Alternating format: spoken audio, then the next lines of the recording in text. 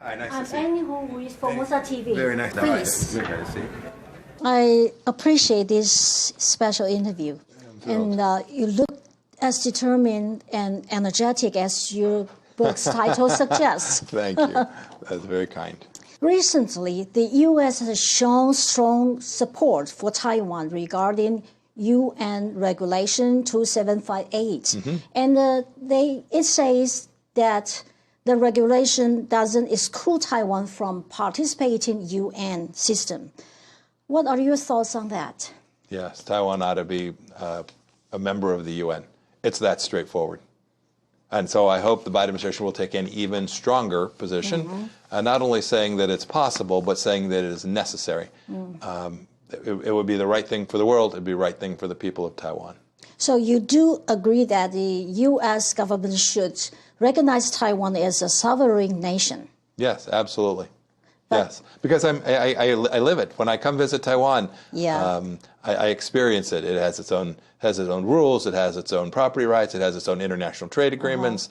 It is behaving and acting as a sovereign nation, and so it ought to be treated as such. Okay. When will be the appropriate time to recognize Taiwan as a sovereign nation? I think it's today.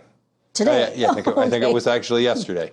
I think it was some time ago. I think the reality of Taiwan as a free and independent sovereign nation ought to be acknowledged not only by the United States, but by the whole world. In your assessment, what's the worst thing that could happen to Taiwan's security? Oh my goodness, it would be that the Taiwanese people refuse to stand up and defend themselves, followed by the world not understanding how important it is that we get this right. That Taiwan is in fact a free independent, is that you can't reunify Taiwan with China because it was never part of it.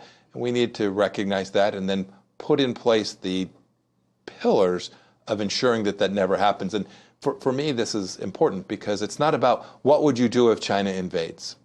It is so much more than that. It is how is that you prevent the Chinese Communist Party from even contemplating destroying this place, taking away the sovereignty and decency of the Taiwanese people. That's the hard work. The hard work happens today. It doesn't happen the day that the Chinese Communist Party launches a flotilla across the strait. It happens today, and convincing Xi Jinping that the cost of bringing Taiwan under his control exceeds the benefits. And when he does that, then Taiwan will get its rightful place in the world. If China attacked Taiwan, to what extent can U.S. help Taiwan? Again, you speak about this as if it's inevitable. Our task is to make sure that that day never happens, that no one ever has to contemplate what do you do in that moment. That's the hard work. That's the place that we should plant our collective flags, and not just the United States and Taiwan. Japan, the Philippines, Australia, Singapore, all the nations who care about sovereignty and who will be next were Taiwan to fall. All of those nations must make sure we get that right. That's the question that is most important.